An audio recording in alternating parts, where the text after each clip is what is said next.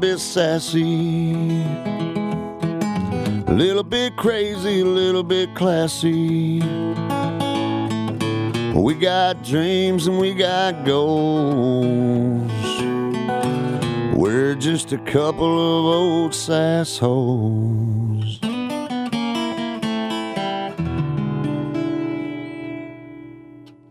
Hey! Hi! Hello! Howdy, as my shirt says. Yes. Actually, your shirt says, howdy, howdy, howdy. It sure does. Yeah. It's beautiful. And it's in the leopard print that I love. I know. And hold near and dear to my heart. Yeah. I wore this just for you. I figured you did. We should probably mention who we are. Two we are?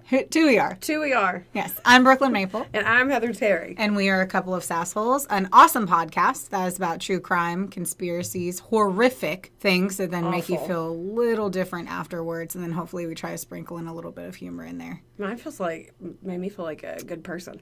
See, this one, so today we decided to do, we should just talk about it fast and hard in the very beginning. We decided to do Kids Who Kill. Yes. Which is something that I had been, originally, sadly, super intrigued by. I think it was A&E did a show way back in the day, and I saw it. There's one. Yeah. On Hulu, too. And woof. It was back whenever, Hulu wasn't even a thing. Whatever the ones that I saw was, definitely a cable show. That's why I'm like, A&E. And it was, awful. Mm-hmm.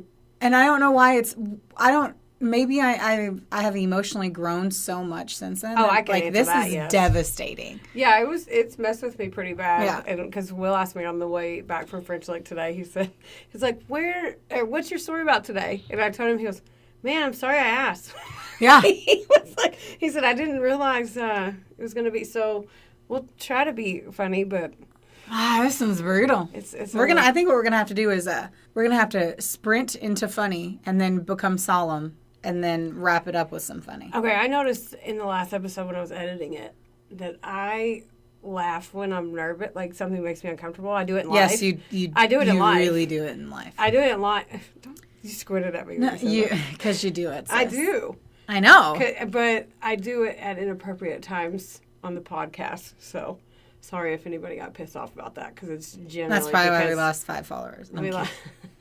Because we have 5. We were big in Croatia, not anymore. Have you confirmed that the mic and everything's all good? Uh-huh. Okay. I just did that little, we usually do testing, 1, 2, mic check, 1, 2, 1, 2. Okay. So, yeah, we're rolling. So, Kids Who Kill are way worse because, A, it's just mentally fucked up, and it's really hard to wrap your mind around. But also because they do really fucked up shit. Mm-hmm. Kids Who Kill. You don't know if they grasp what they're doing. And all the ones that, the 12, I don't know. The 12 that I looked into, 12 murders, I think under 12 years old, was what I dug into. And all of them knew exactly what they were doing. None of them, most did not show remorse. Oh. And they just did it. And they were like, okay. And? Wow. And most of them only got jail time until they were 18, and they all got out. Yeah. And then I'd say out of my my percentage, 85% went back in for heinous crimes. Heinous. Did you just want to say that word? I did. Oh, no, actually not, because it was heinous. Law and Order. It was a heinous crime. Many heinous crimes. Heinous. That's what it is. Well, heinous. That's not, I know. Sounds like you're saying penis. That's what I just said. Oh. I couldn't hear you in this room. Okay. In this very quiet room where it's only you and I with no distractions. I understand. We are a distraction. We are. A walking distraction. Correct. So we need to do the drinks. Yeah, let's do more. Let's do better things. Let's do better things. Let's start with things that are more fun. Yeah.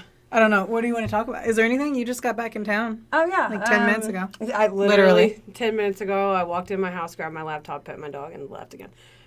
We went to French Lick Resort in Indiana last night for the night. Saw some fam.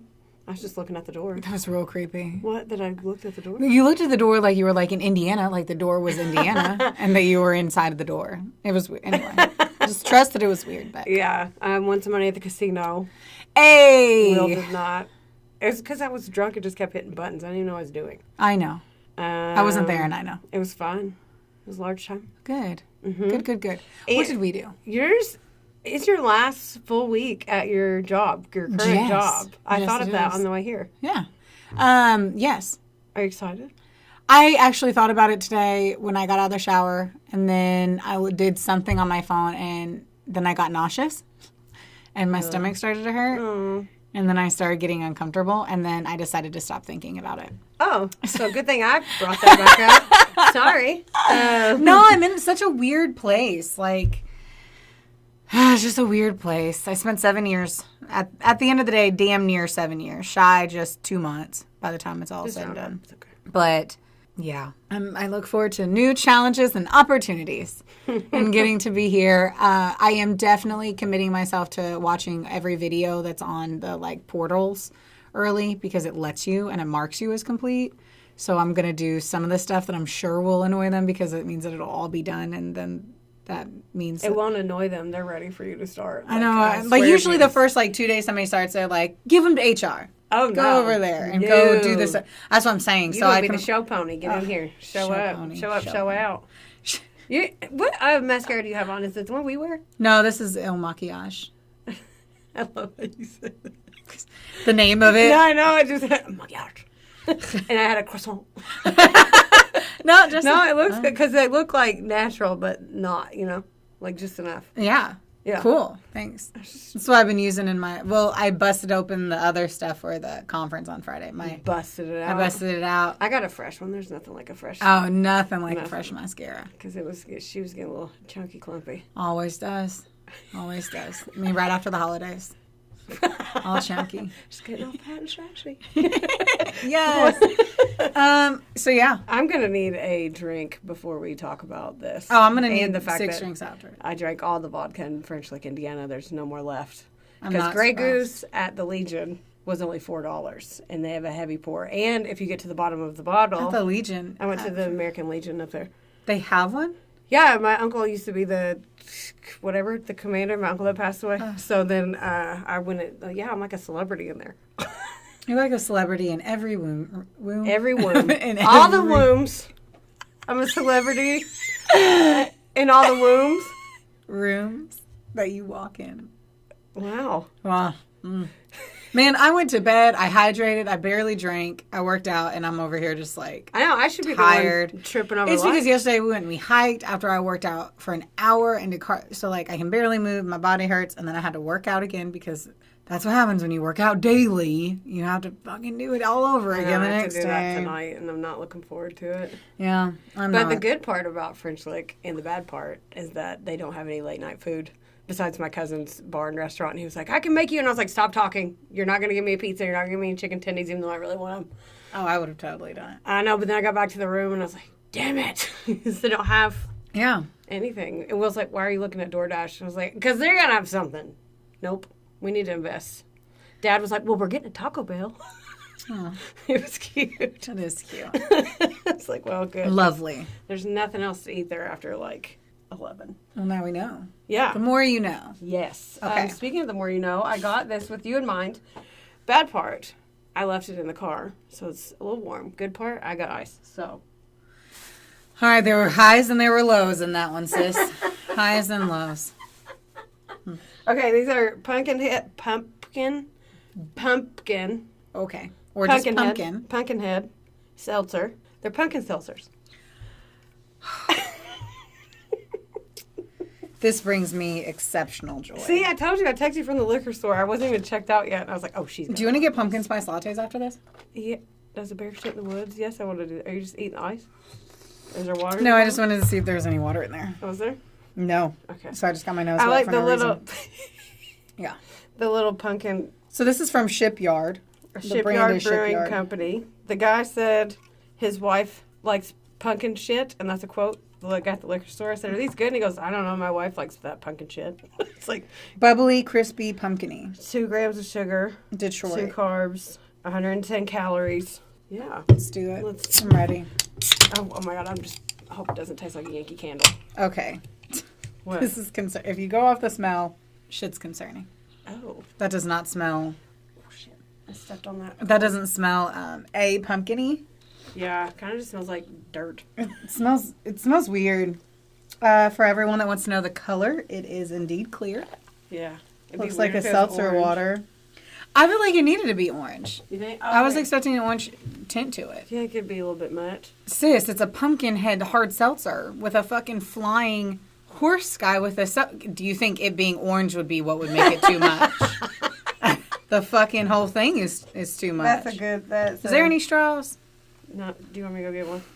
I didn't know that... Where would you get them from? The grocery store? The kitchen. Yes, let's get those.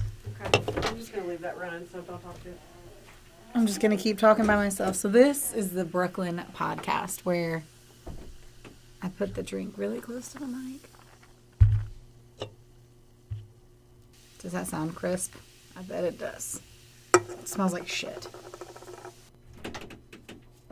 Found these in the drawer. Perfect. Okay. All right. You ready? I don't care for the smell. I'm currently, I have feelings about that. Okay, I'm gonna go for it. Do it. What the fuck? Oh my God, this makes me think of something else. It tastes like Sour. yeah. It's got a weird sour. At first you're like, oh, that's pumpkin pie, and then it goes away. Yeah. It fleets. It fleets into a sour IPA. Yeah. Damn it. Mm-hmm. I didn't bring you back up, so it was a It didn't swing hit, and a guys. miss. Swing and a miss. Damn. Okay. So I made pumpkin spice bratwurst yesterday that we got from Hillview. Oh, did you like All it? right. First, pause. I got their hot pepper bratwurst. The best fucking fuckcocks. Bratwurst I've ever had in my entire life. Truly. Yeah. The best bratwurst I've ever That's had a in lot my coming entire from you. life. Yes. I'll be shoving the sausages right up in the snoot. The- Yep. Hillview Farms, Owensboro, Kentucky. Hot pepper sausage. Okay. sausage. The pumpkin spice is terrible. He said it was alright. It's so okay. So here's my thought. Okay. Take it for anyone that is buying weird pumpkin spice shit and that doesn't know what to do with it afterwards. Take the casing off, and then there's the grind, which is basically like what you'd consider fucking cooked beef. Almost is kind of the consistency, and then put it in a pasta. Put that in a pasta? Yeah. Let's try it. I think I bought some too. Okay. That's the only way. We can put I that took pumpkin 2 pasta. bites. I took 2 bites. Will was like, Theodore took 4 bites, and then no. the rest got thrown away. Man, and maybe it's our fault for trying to force pumpkin. I just did it out of fun. I woke up and was like, I'm a white girl. Did it I out should of do white girl fun. things. And so I did. I committed. Well, I'm not going to commit to this. No. I mean, I'll probably drink it because it's in my face. Yeah, I'm going to definitely drink it because I want a buzz. That was a nice yawn. That was a yawn. Who's going first? I think it's my turn. Do you want to go first? You always want to go first. I only want to go first because I kind of want to get through it pretty sober because there's a lot to it. And I'm afraid if I get a little buzzed up, I'll be like, Like me? see, where'd I go? No, it's up to you. You can go first. No, go Do for it. I'll get drunk. You sure? That always feels good. Let's do it. It feels good? Hand me another one of those cups. I'm gonna drink. Hand me another pumpkin bottle. I'm gonna drink 2 of these bitches while I sit here. Are you sure? Yeah, I'm gonna get a brain freeze Okay. from the commitment I'm about to make. All right. All right. I will go. And yes, I do know this murder. You did, yeah. Yeah, I figured you did. we know Our this one. girlfriends did it. So, for those of you who don't, Mary Bell is.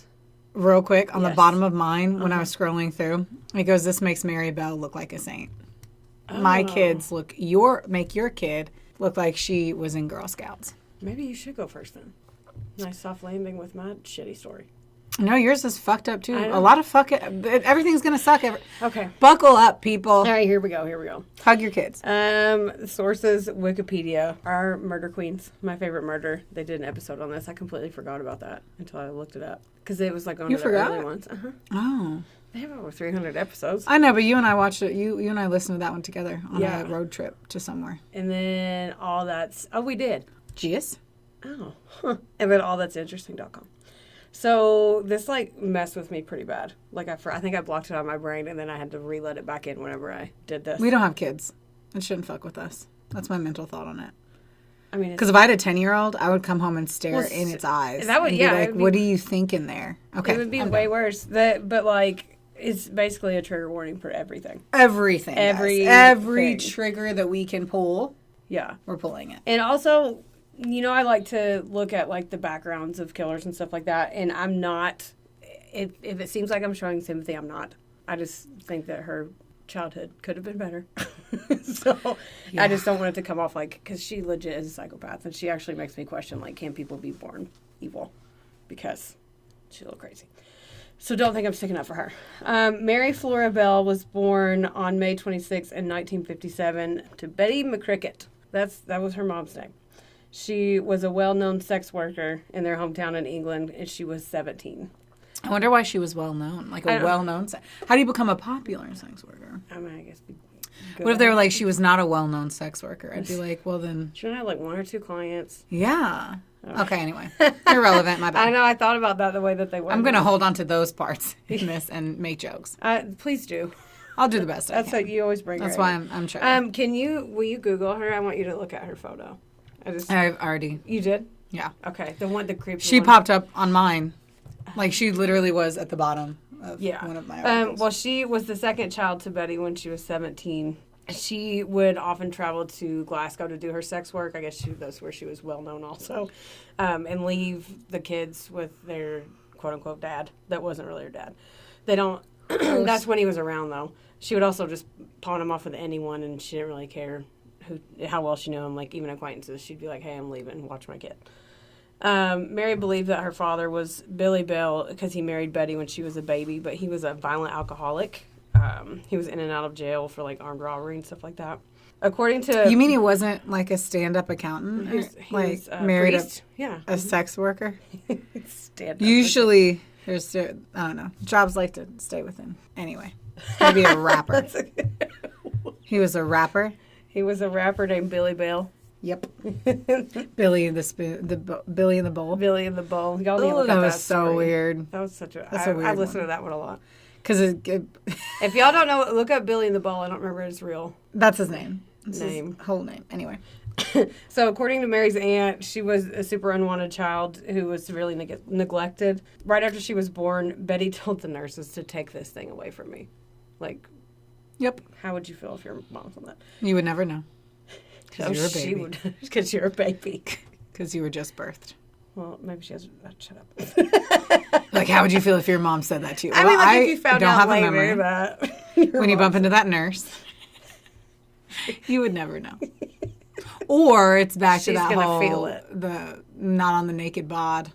You know, the naked body touching thing, right? Whenever you have a baby, you're supposed to put your baby skin to skin. Oh, yeah. Skin to skin contact. Apparently that didn't happen there, would be my guess. Yeah.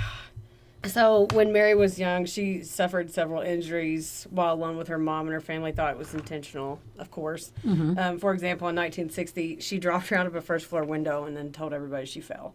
On a few occasions, she would feed her sleeping pills and pretend they were candy. I mean, are they not? I mean, well, now yes, but not a whole bottle. And nobody knows whether she was trying to actually kill her or just make her go to sleep while her clients were there. I would assume knock her out hard so that... But then other people also said she had a touch of Munch by Prox, is what I wrote. So she had the Munchausen's. I'm so intrigued by the Munchies, man. That is some crazy shit to me. Yeah. That is wild. I can't hear that without thinking about Gypsy Rose. Yeah. Because her mom was... Yeah. Yeah. That always makes me think of Sharper I should Objects. do that one. Maybe I'll do that one for my one by myself. That one's a weirdo one. Yeah. Okay, anyway. This is called Rabbit Hole episode 62. Yes. So it was said that she gave Mary to a woman that she met outside of an abortion clinic. So Catherine, who was Mary's older sister, had to travel alone to Newcastle to go get her back from this random woman that her mom gave her to. She said, "Here, do you want my kid?" Gave her away. Yeah. Even though Betty obviously abused and neglected her, she also refused to give her up. Question. If somebody came up to you and was like, would you take my child? Would you take the child? I would 100%. Yeah, and then take it to the CPS and be like, what? Ew, no. I would take it to the cops and be like, hey, was this stolen from someone? And they're like, no. I'd be like, well, it's mine now, and then run away. Yeah. And hope it's a real cute one with, like, blue eyes. That's what I thought. Anyway. Okay. Just curious. I mean, put in that situation, it would probably be a lot different than hypothetical. Hypothetically, I'd be like, okay, let's figure out what's happening. This lady needs to be arrested. I'd be like, a stork came on Christmas Eve. That would be the story of how I got the baby. Stork. So if your mom was a sex worker who gave you to me outside of an abortion clinic. Love you. Yeah. Okay, so her family would try to take her, but Betty would always come get her back. Like, even if she said, yeah, fine, then she would come back and get her. Weird. Some said that Betty, her mom was a dominatrix, so she would encourage her clients to abuse her and engage in sadomasochistic. Did I say that right? Yeah. Wow. I think so. Fucking. Whatever. I'm I'm a celebrity in every womb, so that's fine. Yeah, you are. So weird. I know. But, okay, back to being sold. She, like in the mid-60s, she would basically abuse or give her to the clients, and when she was... Yeah, I remember that. And keep in mind, she was 4. Like... I can't. Yeah. I cannot. So she was obviously screwed up from all this, and her behavior was very unpredictable. I wonder why. Right? Because you don't even, like... She was a chronic bedwetter, and that's been linked to sexual abuse with other attributes, of course, but that can be linked to that. Her mom would rub her nose in it like a dog. Fucking fuck. And she would even put the wet mattress outside so everybody could see it. Try to embarrass her. I didn't finish my whole drink, everyone. I'm just topping it off. I don't want anyone to think I literally chugged an entire drink in like 7 minutes. That's what I do on Friday nights, not Sunday afternoons. Sorry for the sounds, too. Sorry. Okay. It's fine. Everything's fine. Everything is fine except for I lost my spot. Okay. So she obviously got a reputation at school. She had unpredictable moods. She was very disruptive. Her classmates got used to it because she would like rock her head back and forth and then get like a steely gaze, which I'm assuming is terrifying. I don't know what that is. But the kids knew that when she did that, she was about to get violent or like do some like Chucky bullshit. Like, like just that wouldn't that be terrifying though? Obviously she got bullied because she would just rock her head back and forth and then glare and then all of a sudden go bananas. Yeah. That would be terrifying. I was never scared of kids as a kid. Like, I never thought a 10-year-old was going to attack me, so I probably wouldn't have thought shit. Yeah, I don't know. I never But once I got, like, 14, then I was like, okay, time to get scared. Because bitches be pulling hair. Psychopaths. Anyway. You're right, that does taste like a sour.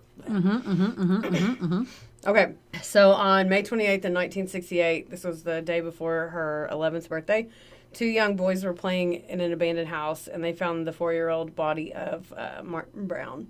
He was so young, like... And you know that those boys that found him were fucked up, too, after that, forever. Like, being that young, like, 5-year-old boys finding a 4-year-old, that's out. Yes, I understand. Yeah. Okay. You're like, do you get it? And I was like, I think my face is portraying that I don't. So Your face is portraying.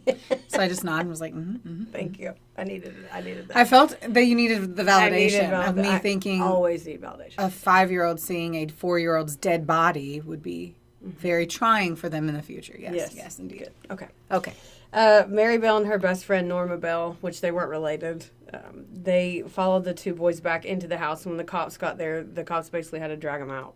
Mary was, almost 11 and Norma was 13, but she was a follower of the 11-year-old.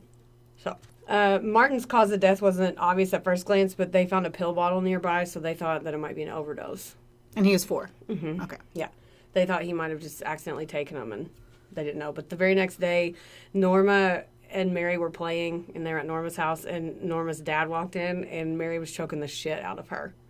He had so bad that he had to slap her to get her to stop and send her home. I'm sure he probably did that because he just liked to hit people, too, but... I mean, a little psycho. He could have just a grown man and an 11-year-old, just grab her. He's like, and then she backhanded her across the face. I'm like, oh, okay. I mean... I hear you. Yeah. But later that same day, a local nursery school was vandalized, and the cops found a note saying, "Fuck off, we murder, watch out, Fanny and faggot." Oh, yeah, I remember that. I remember that, too, and you can Google it. It's weird looking. They also wrote, "We did murder Martin Brown, fuck of you bastard." But the police thought it was a prank, so they didn't do anything about it. Okay. And you can look up the notes, and it looks really weird. Okay. So I don't think I have internet here, but okay.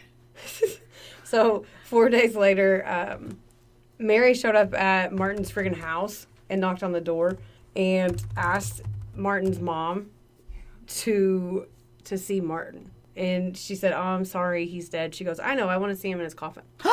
Fucking weirdo. And of course it freaked the mom out. So the mom had to go get the dad, and the dad had to basically like kick her off the porch because she wouldn't leave. She was just standing there. So like, yeah.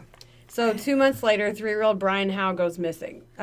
Mary Bell told Brian's sister that, he might be playing on a heap of concrete blocks. Casual. Yeah, that were dumped out in the vacant lot. So they checked, and that's where they found him. He had been strangled, and his legs, stomach, and genitals were mutilated with a pair of scissors and a razor. They said that the letters M and N were carved into his stomach. So a witness was walking by and said that they saw some kids near the rock pile that day. And when Brian's autopsy was done, the coroner said that the strangulation was done with such light force that it had to be a kid. It's like, there's no way it was an adult.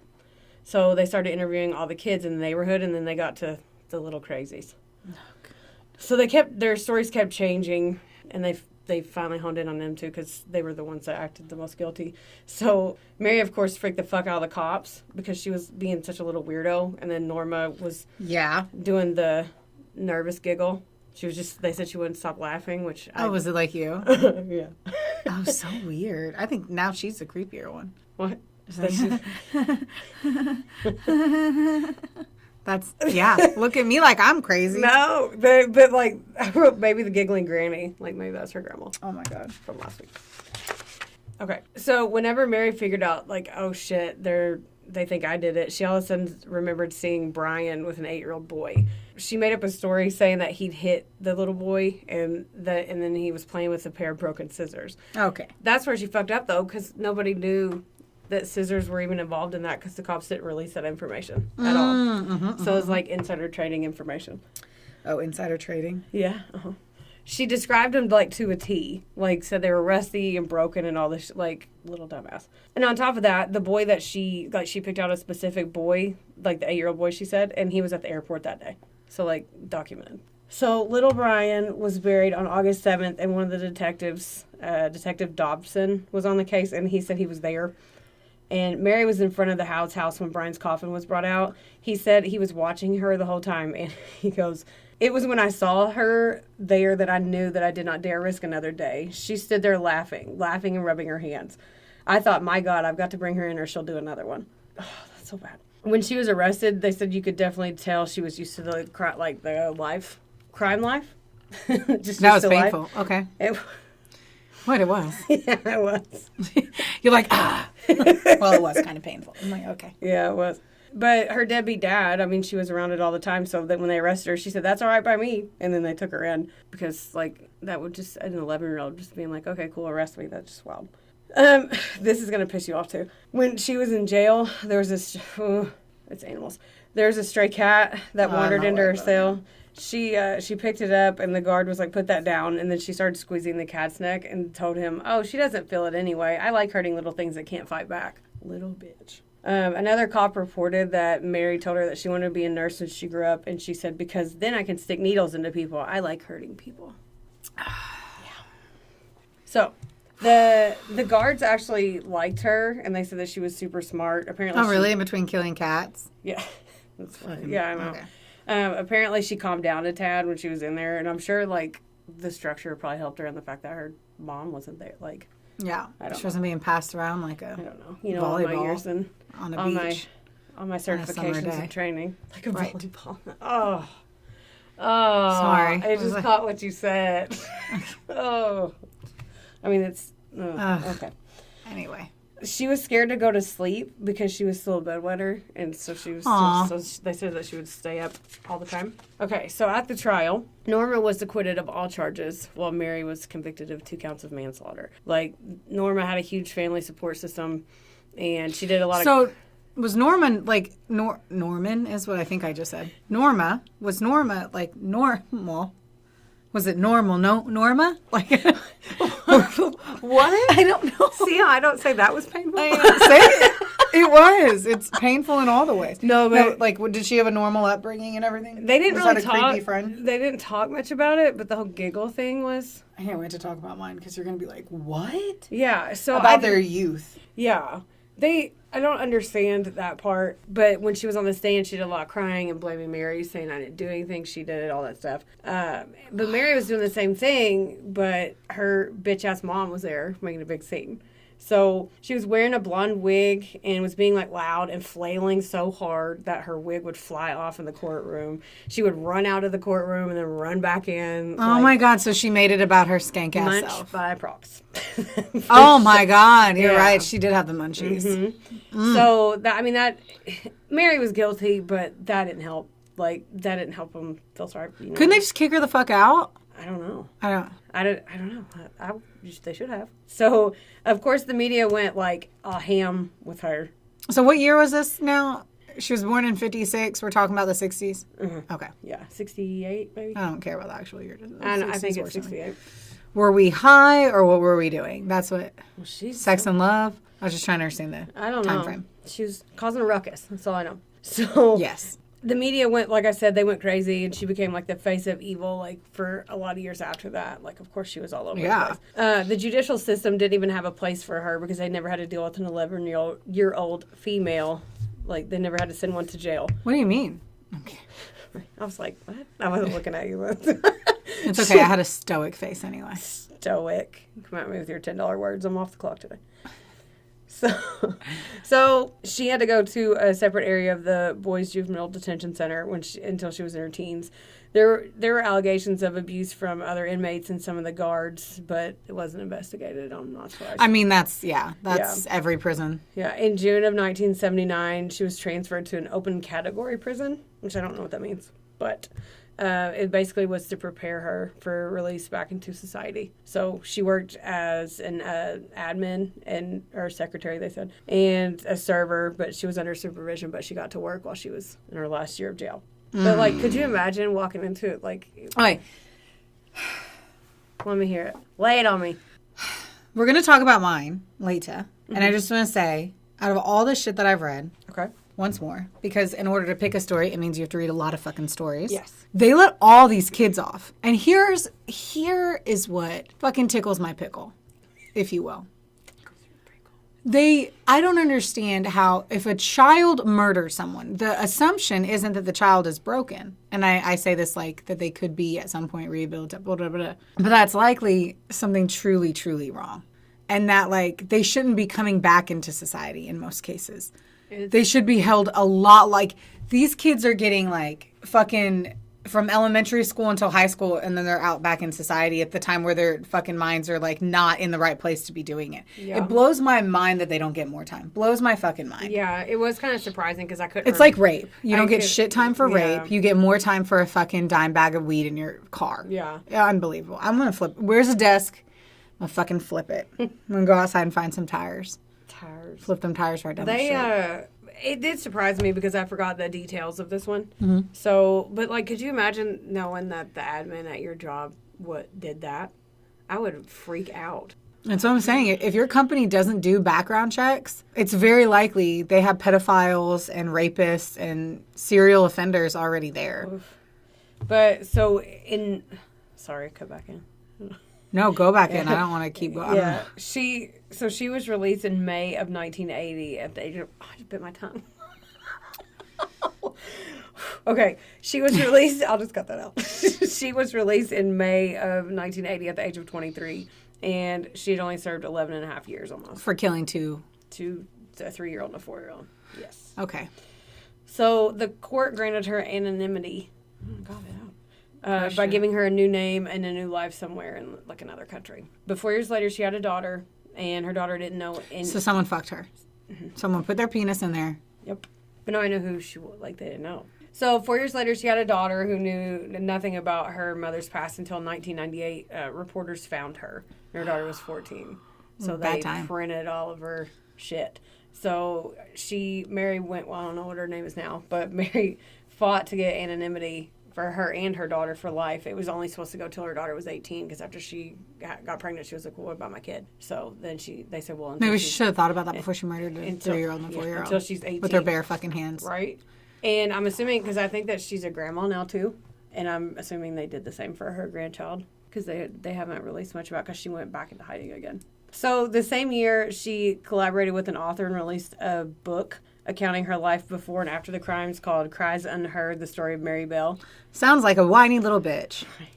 There's apparently a movie out there somewhere I couldn't find it though. Okay, so pause though again. Sorry. Okay, it's okay. No, because I'm thinking about this right now, and it's like when she was really being abused, she was 4, and from what I recall, obviously I'm not even acting like I'm anything more than someone who knows how to market meats and whatnot. But you don't have your first memories until from like what I've read in my previous lives until you were 6. So I'm just like kind of curious. I haven't read the book. Obviously, I didn't know that she wrote a book. She shouldn't be allowed to have a book because that means she's making money off of murders that she's had. I don't think that there were laws then yet. That Yeah, were it was in place. because of that. The friends who kill, they were the reason that ended up happening. I thought that I'd heard that before. But I'm just curious, like, I think it's 6. Maybe very few, like, really, like, fucking Sheldon Coopers of, like, The Big Bang Theory that are actual geniuses have memories younger. But, like, I don't think she could have even remembered, like, portions of that. Just, like, I'm just thinking. I don't know. Because a lot of her shit happened when she was exceptionally young. The odds of her... it kept going after she died. I know, but still, I don't know. She was diagnosed with... They said that she wasn't, like, crazy, that she... was like she had like a personality disorder or something. Obviously, I'm sure she probably disassociated from. She probably had to from life. But yeah, I was mentally done at this point. I'm like, I can't watch anymore. I can't listen to any more stuff. Like, if there's a movie, go Google it. I can't do it. There's only a handful of people that know where she is now. They say 3 to 3.5 is your earliest memories. Oh wow! Sorry, I had to look that up. I knew I was wrong. I could feel it. I could feel my wrongness. Anyway. But, so, only a handful of people know where she is now. They said that she doesn't... She's 65, right? Oh, I know. Sure. She's 65. They said that she doesn't claim that she's innocent. She freely admits her abuse as a child, doesn't excuse her crimes. My favorite murder, she asked this question, and I was just curious of what your answer would be. Mm-hmm. Like, if you found out your grandma was, like, a murderer like this... Like, would you want to know? Like, if that had, like... Yeah, I want to know. Like, if you... I think I would, too. I would 100%. All right, question. If... You look so serious. I know. If you had new neighbors... Okay. And they moved in across the street, would you want to know if Will had dated the wife in college 15 years ago? I mean, yeah. I think so, too. I think so, too. Especially right before I put the house on the market. Because I would then sell the house and move. Oh, I'm like, well... You know, I would just want to make sure I'm prettier than her. Yeah. And that she was bad in bed. Okay. That means you have to ask him if she was bad in bed. Well, then if he says, he would say yes, even if she wasn't, because he doesn't want to do an episode about myself on this. Yeah. So. Understood. He would definitely be like, oh, she's in my book, like, in one of the books I'm reading, like, that is the case. And they, like, dated, and the odds of them living across the street, whatever, blah, blah, blah. But I'm like... I would want to know. I would want to know because you would feel stupid if dumb later on to know there was like some big ass secret they were keeping. Yeah, like, obviously you both have. It was a million years. It was 15 years ago. Yeah. So yeah, I would want to know if my Meemaw had killed someone. Me too. Yeah. Any hooser, that is the story of Mary Bell, and I am sorry for the nightmares, but apparently yours are going to be. Mine are going to be way fucking worse. Ugh. Sorry. There was a lot more about her stuff. I left a bunch of it out, shockingly. Yeah, I'm kind of shocked, too. You're like, because you talk so... How many pages was yours? With my 32 font? Yeah. 6. I'm 13 pages with 12 font, so I'm going to have to move fast. Oh, damn. Fast and hard and loosey-goosey. Let's go. Well, because you do this thing where I unfortunately, may sensationalize the murder because I spend most of my time on what happened and what happened after. You always do what happened before and then the murder. And so, like, for me, I did... a little aggressively, all channels. So I did before and then okay. All right, so mine is, I couldn't name it anything because it's just so horrible, but mine is the murder of 2-year-old James Bulger. And I got my information from All That's Interesting, The Netline, and then Crime and Investigation, the UK version, because this too was also in the UK. Do you remember this one? Boys. Yeah. Do you remember this one? I remember it pieces. So I was wondering too, I was like, I remember it, but I was only 6 when it happened. And so I'm wondering if like, I know it because of. I heard it in like. It was in 93. Yeah. So I don't know. I guess. Not like live. Yeah. I don't remember that. Yeah. It feels like a real memory, but I'm sure it has to be something that like happened later on in my life. But let's dive into it. So this is relatively recent in the grand scheme of things. This happened on February 12th, 1993. Ooh. Little 2-year-old James Bulger. He's at the mall with his mom in Bootle, England. I'm assuming I'm saying that right. Maybe I'm not. Bootle? Guess who gives a fuck? Not this girl. She turns around for just a moment and her son goes missing. And as you can imagine, there's like panic and everyone is kind of looking for him. So there's evidence on the surveillance cameras at the mall, and he's with 2 young boys, which makes bystanders think that it's like his older brothers. He, is sadly, but he's sadly murdered within hours of the surveillance videos. So in between the time that the image is taken, James ends up being killed in a railway embankment just a few miles away. The 3 boys are seen walking all throughout everywhere. And that's what fucking sucks. Imagine, I don't know, I thought about this from so many different perspectives. And we'll go into it, but just kind of like keep it in the back of your mind if you were one of the bystanders here and you didn't say anything. So many of these witnesses later admitted that they saw him and that he did look distressed. And some even saw the older boys punch and kick him. What? But most did not they did nothing about it. They didn't stop him. Some did question the boys. And we'll kind of go into some of the instances on what they say. So anyway, what happened at the day like that they were at the mall? So John and Rob, let me get their names because I can't remember their names. Amazingly, the murders are the ones that I can't remember their name. John Venables and Robert Thompson. Motherfuckers. Well, one of them's a really big motherfucker. Because there's always one, right? So there we go. And it was literally the next fucking line. John Venables and Robert Thompson. So they wander from shop to shop. They're stealing anything that they can get their hands on. They're really just complete assholes.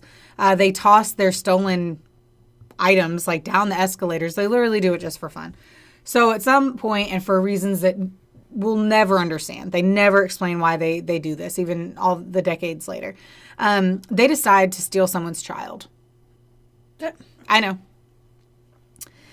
Who suggested it is unclear later. When they're both arrested, they both blame each other. So James was not the first child that they actually tried to abduct. In fact, there was a different child before. So inside of a TJ Hughes department store, a woman noticed that 2 boys were trying to get her son's attention. And moments later, her 3-year-old daughter and 2-year-old son were missing. And so the mother quickly found her daughter, but there's no sign of her son. She is like, where is he? And the daughter's like, oh, they went outside with that boy. And so she is calling her son. She runs outside. She finds Venables and Thompson beckoning the boy to follow them. And as soon as Venables sees their mom, he's like, just go back to her. And they disappear. So they had gotten another kid. Yeah. I bet that mom... There's a lot of people who fail in a lot of ways here. So they abort that abduction. But then they're seen loitering around a snack kiosk, hoping to steal candy when they notice James Bulger by the door of a nearby butcher shop. Bulger's mom, Denise, for just like 2 seconds, she's distracted. And they get the toddler.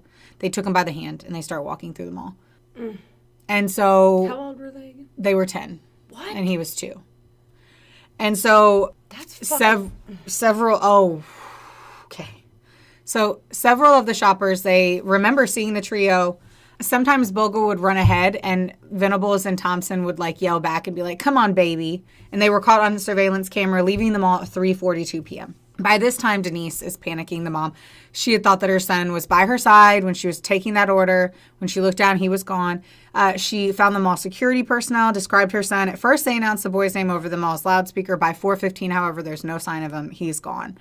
There's witnesses that did nothing in this case, too, and it gets kind of worse once they, like, leave the mall. So the toddler, James, he starts to cry out for his mom. The older boys ignore him, and they just keep walking near this secluded canal.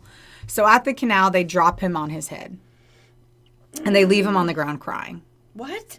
And a woman passes by and notices the exchange. No. She does nothing. Why? They call for, then Venables and Thompson. They're like, come here, like to Bulger, the little kid. And he still follows because he's a little 2-year-old kid. So now his head's bleeding. Yeah, he doesn't He's know. crying. He doesn't know what to do. And so the little boys, the 10-year-olds, they put his hood over his head and they try to hide the fact that he was hurt.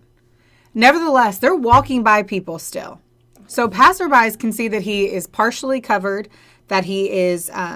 He's probably crying. That he's crying, and they don't do anything. Like, truly, no one does anything. So because wild. he's with 10-year-old boys. That's why. It's going to suck because the dad sees the video surveillance and he's like, oh my God, thank God he's with little boys. He's going to be fine. Oh. So the dad 100% thought that they were fine. So in this case, it looks like two older brothers are just with their little dorky 2-year-old brother and not, yeah. Now the physical, like the physical violence that people are seeing is ridiculous that they're not taught anyway. So the older boys meander around Liverpool, like shops and buildings and parking lots, and they walk down one of their busiest streets. Wow. Super busy street. Some witnesses later remembered seeing Bulger laughing, while others remember seeing him resisting and even screaming for his mom. One person even saw Thompson kick him in the ribs for resisting. No one did anything. What? Even if that is their little bro, like, whoa. Another woman saw Thompson punch him and then shake him. And so she just closed her curtains. Was it like a... So there's this other thing, too, is this theory that people don't help someone when there's a lot of other people around. Like, there was this woman, I can't remember her name, but she ran through a street in a neighborhood screaming for help, and someone with a knife was chasing her. And this is real. And everyone saw it, and no one called the cops, thinking that someone else had called the cops. And she was murdered in the street, stabbed to death in front of people.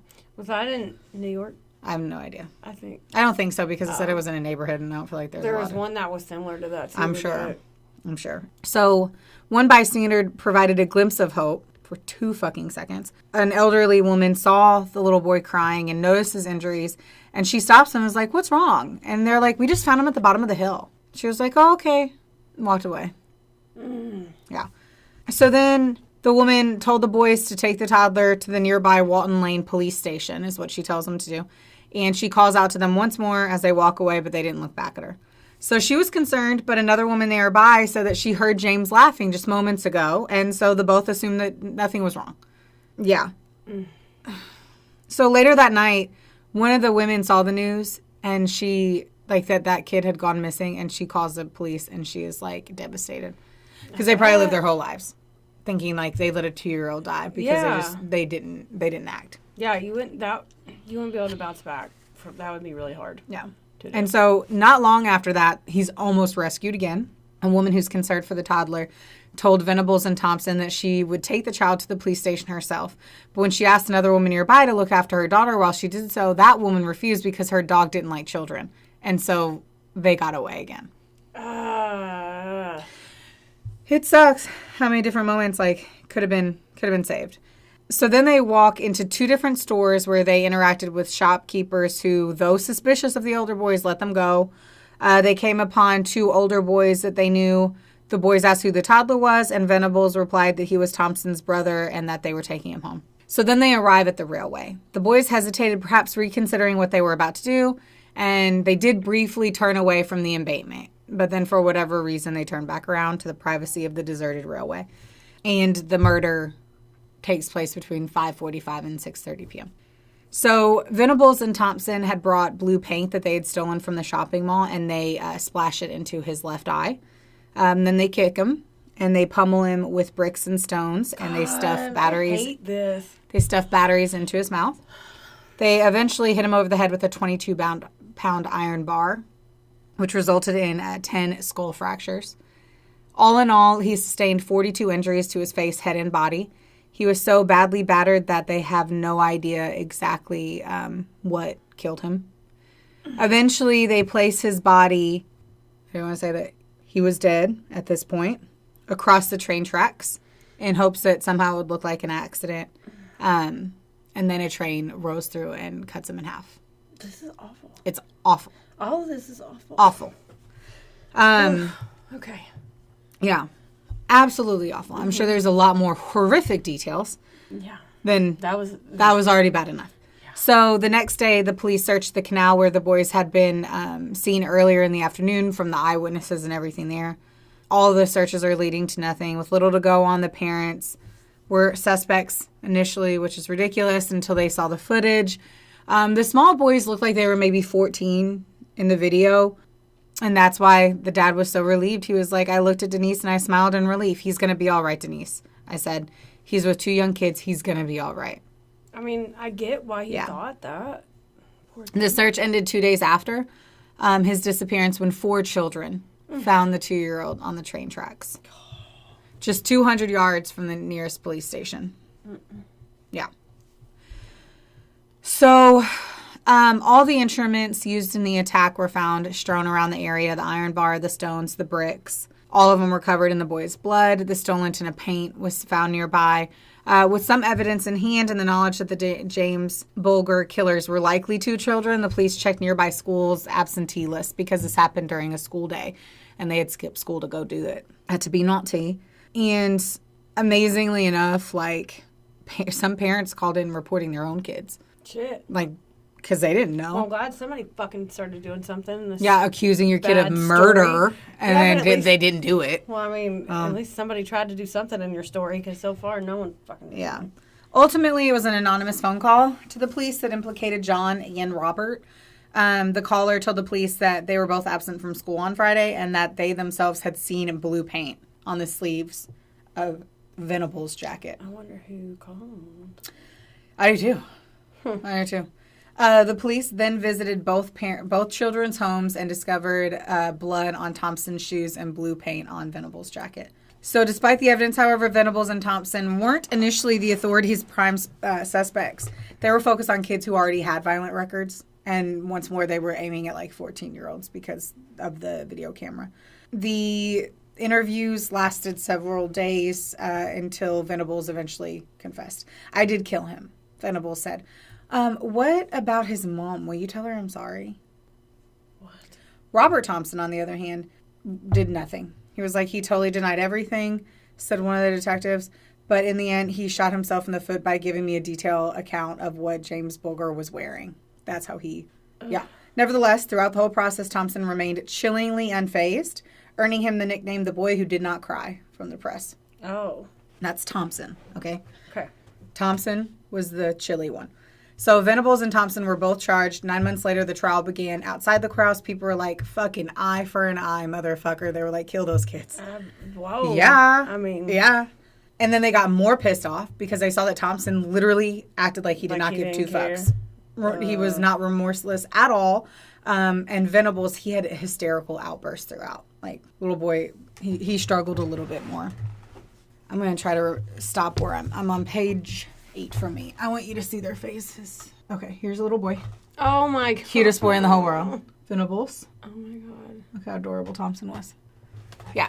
So, for anyone that's curious, all involved were cute as pie. Ugh. Let me get back to my page.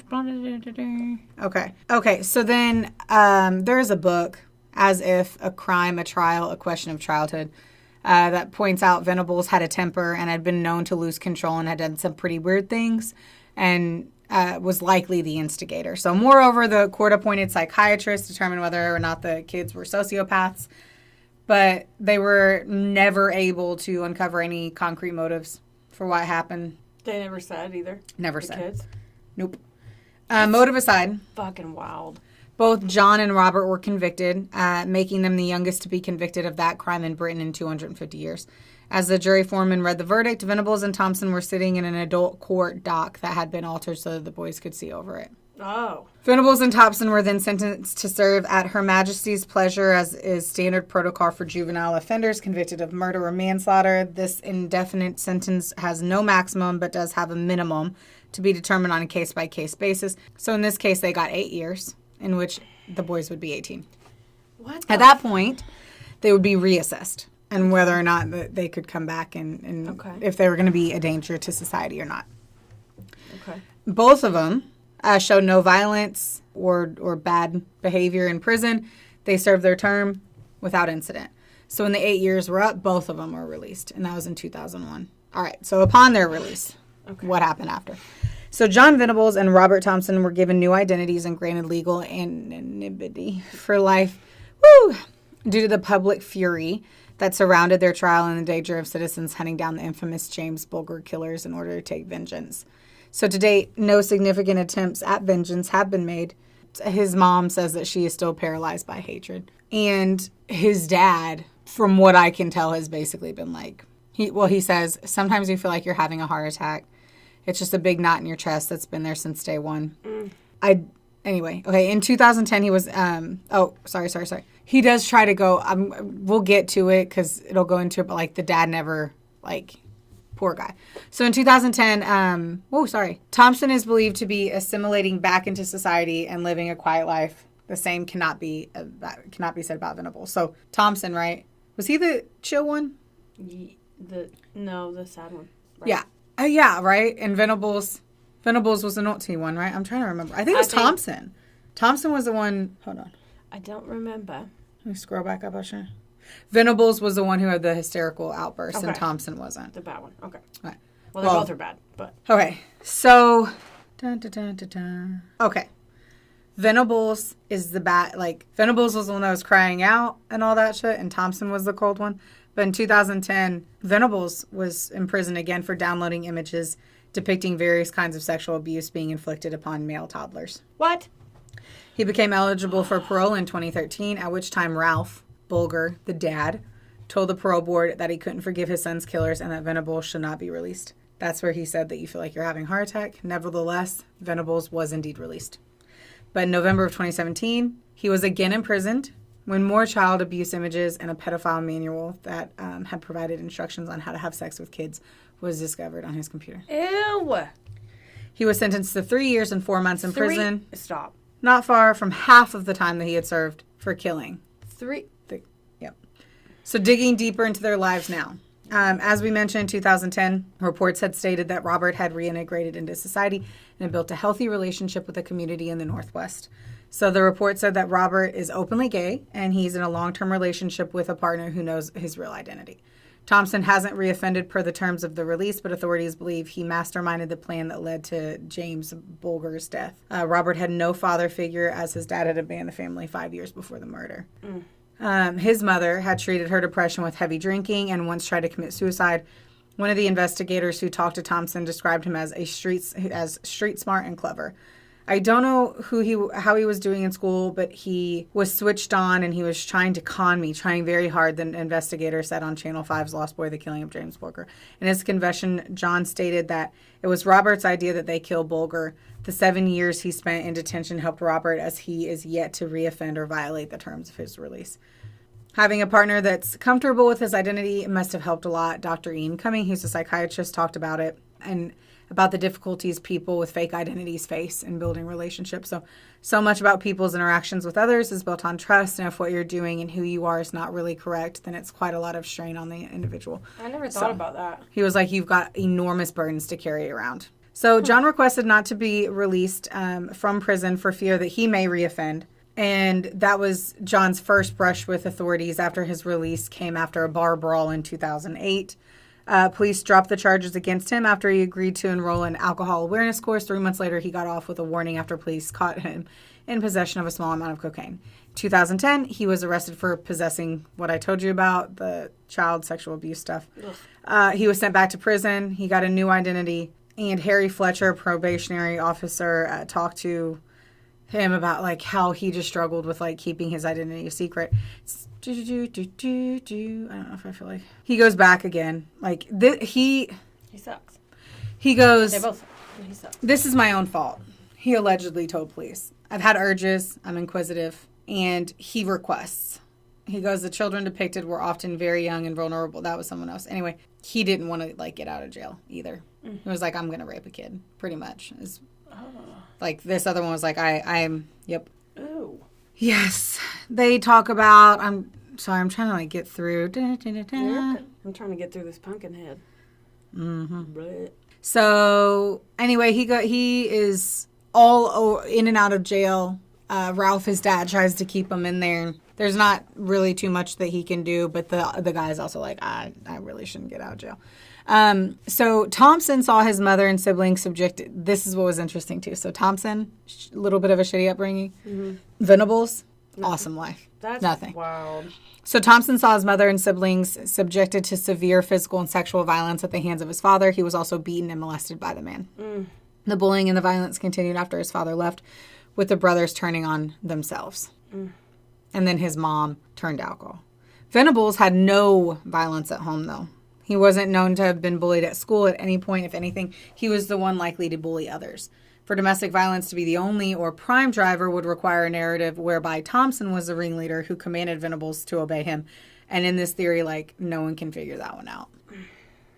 Yeah. That's wild. Yes. And sad. They talk about, like, essentially it was like bad parenting. But even like the Venables, they weren't wealthy, but like they were really financially comfortable, and more so than the Thompsons. John's parents were estranged, but there was never a hint of abuse with the family. John did take like the separation poorly. His mother suffered from psychiatric problems and would frequently complain of being overwhelmed with parenting. When a kid kills, we need to look at the parents for an explanation, is kind of what it came to. But one of the overriding motives behind any great act of violence or murder is the urge to be able to effectively exert power and control over your environment. It's often given as a driver for serial killers for extremely abusive and chaotic backgrounds. John had a reputation for violence at school, often against younger children. Robert was regularly beaten by his older brothers, perhaps cementing an idea of age-based hierarchy when it comes to demonstrating power. Oh, that's interesting. Yeah. So perhaps they just picked a younger boy to gain dominion over and torture and kill. Sadly, that is a horrific story of, James Bulger. I need to, like, go watch a Hallmark movie Yeah. or something. Shit. I know. That's what I'm saying. It's horrible, and then they don't even know, like, the what's and the why, and it's kind of confusing between, like, Thompson and Venables, because Thompson looks all stone cold. It's like I still don't even know if I am completely grasping, like, the who and the what in that. And besides that, they were both a part of it. Yeah. It's just, like, think about when you were 10. Like being a 10-year-old. Literally 10. I was probably trying to figure out how to get a Christmas tree into my bedroom. You're still trying to figure out how to get a Christmas tree into your bedroom. Yes. That is an accurate statement. That is also you at almost 35. Whoa. Take it easy. I know I told somebody I was 37 yesterday. I know. Not yet. Mm-hmm. Still got a month. Less than a month. Ugh. We're blessed to be able to turn another year older. Right? I mean, that's accurate. Yeah. So Oh. I'm not going to. I don't even know how to. I know it sucks. It sucks. Sorry. We're. Such a buzzkill. Our Yeah. next one's going to be like surviving in the wilderness or something. Like We got to switch the things theory up. of unicorns surviving in the wilderness. You live in the wilderness. So Bristle's just going to tell an autobiography of living outside. Yeah. Shiwis galore. Everywhere. Everywhere. Everywhere. Yes. What, I feel like we need a better way to wrap them up. I don't know what to Wrap do it. here. I don't know. This one is hard. We have a really big spider. Oh, wait, what? In our, not in here. Ow. Like, don't. Like I would just say it casually, sis. Yeah, you have actually one time you were like, just walk forward. Don't turn around. Just walk towards me. And of course I walked towards you and I don't listen and I turned around and saw Charlotte. Well, anyway, this one is the biggest thing I've ever seen in my life where I'm like, so I think she had left. And then I was like, The one at your house. oh my God. coming No, over. that's not even, this thing now, the body of it No. is like, the like abdomen is like this big. No, I'm not that lying makes- to you. It What? makes me itch. Ooh, okay. Yeah, no, real I don't nasty. want to talk about it anymore. Okay. You react like that over a spider, I do. but not over little babies that are murdering other babies. It makes me sad, but not physically itch. Like, because, Anyway. yeah. I mean, I'm That was a bummer bummed bear, out. guys. I'm sorry. Yeah. Love your kids. Hug them. Yeah. Don't abuse them. Pay attention to them. And then Nurture. Yeah. You can also nurture by subscribing and rating and reviewing us. Yes. And then so the thing I wanted us to talk about was I want to post on our social, like if people watch Halloween movies. And I'm realizing there's not a lot of people that watch Halloween movies. What? Yeah. Like I Really? was talking at my photo shoot and there was like 8, no, how many? 1, maybe 6. And out of the 6, 2 watch Halloween movies. The rest don't. And they're like, well, our parents didn't watch them. And it's like truly based on whether or not your parents watched Halloween I don't movies. think my parents did, but I do. I don't know. I don't know either. Okay, so we're going to post that. Yeah, because I want to know that thing you sent what are yes. No. I don't know what you're talking about. You emailed me something. I don't know what you're talking about. The emailing you something Really? what I need to talk to you about does not have anything to do with anything I've ever emailed you. Oh. Because I have not emailed it to you. You sent me something. I'm sure I did. I email you about 5 times a day. So I'm sure I sent you something about Halloween and a movie. It So did calm say down. that. I just didn't open it yet because you said you want to roll your eyes at me one more time. Oh, I wish you guys could know. Anywho. So I want to see if people do, and if they do, what their favorite Halloween movies are, because we need to gear up. It's about to be spooky fucking season. Oh, yeah. The next time we record, it will almost be September. And then from there on, we basically fucking ride it dawn, bitches. It's our season. We ride it dawn. White girls thrive in the next 4 months. Yeah. All girls thrive. All women thrive. This is not a racially indicative thing. I'm just... That's another buzzword. Look at you. Indicative. Right. And I'm over here trying to say pumpkin. We do the best we can. With what we have. Yes. And where we are. It is what it is. Yes. All right. You guys, sorry. Take a Yeah. shot. Maybe you'll feel better. Smell you later. Bye. Theodore, can I pet that dog?